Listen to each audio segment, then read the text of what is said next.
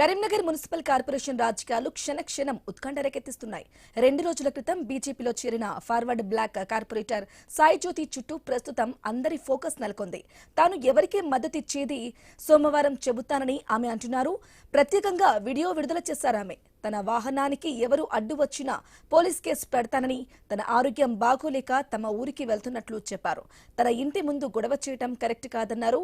ఎవరు గొడవ చేసినా ఏ పార్టీ అయినా సహించేదే లేదని, పోలీస్ కేసు పెడతానని వార్నింగ్ ఇచ్చారు.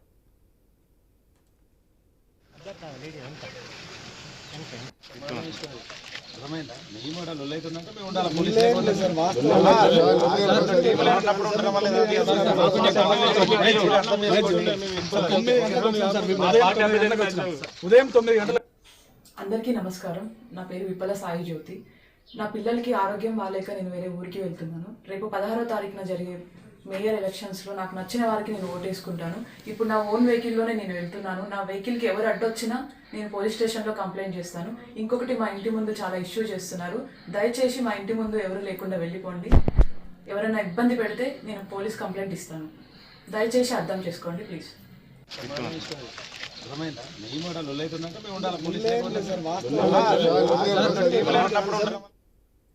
రైట్గా కరీంనగర్ లో సాయి జ్యోతి ఒక వీడియో విడుదల చేసింది.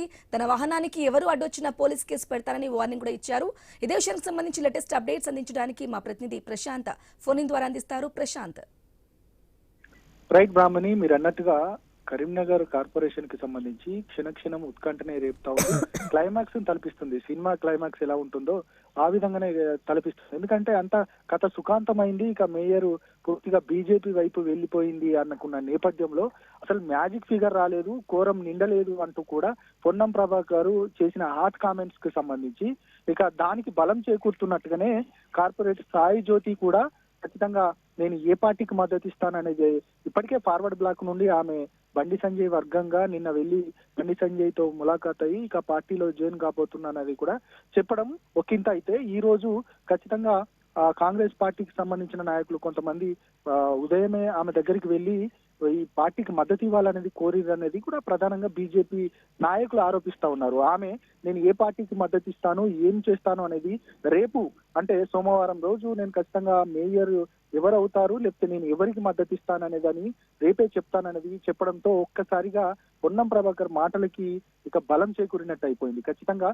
కోరం నిండకుండా మీరు ఏ విధంగా బీజేపీ పార్టీ ఇప్పటికే మేయర్ మాదే అని మీరు ఎలా అంటారు అనే దానిపైన ఇప్పటికే ఇటు బీఆర్ఎస్, అదేవిధంగా ఇండిపెండెంట్లు, అదేవిధంగా ఫార్వర్డ్ బ్లాక్ సంబంధించి దాదాపు 36 మంది సంబంధించిన డివిజన్ కార్పొరేటర్స్ అంతా కూడా 36 మంది మా సైడే ఉన్నారన్నట్టుగా ఆయన మాట్లాడడం ఇక ఒక్కసారిగా కార్పొరేషన్ లో పెద్ద ఎత్తున చర్చకు తావిస్తా ఉంది. ఇక ఆమె మాటలకి సంబంధించి కూడా మా ఇంటి ముందు గొడవ చేయొద్దు, నేను ఖచ్చితంగా ఏ విషయమైన దానిపైన ఎవరికి నేను మద్దతు అనేదాన్ని రేపే చెప్తానన్నది చెప్పడంతో ఒక్కసారిగా కరీంనగర్ రాజకీయం అంతా కూడా ఇక thank you Prashant. Thank you for the updates.